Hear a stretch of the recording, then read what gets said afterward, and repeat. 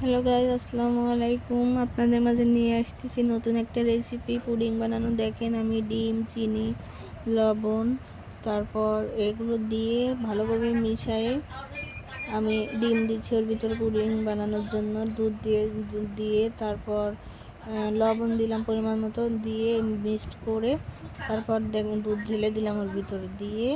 এখন অনেকটা নাড়াচাড়া করে তারপর আমি এখন চিনির শিরা বানাবো। তারপর এটা বানানোর পর যখন হালকা কালার এসে যাবে, কালার আসার পর আমি নতুন একটা বাটিতে ঢেলে নিলাম।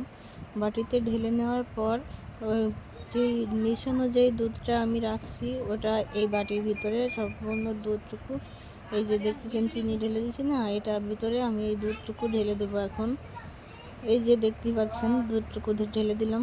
ঢেলে দেওয়ার পর এখন আমি এটা চুলার পানি দেবো কড়াইতে, দিয়ে এই বাটিটা পানির ভিতরে রেখে আমি জাল দিয়ে নেওয়ার পর আমার রেডি হয়ে গেল পুডিং।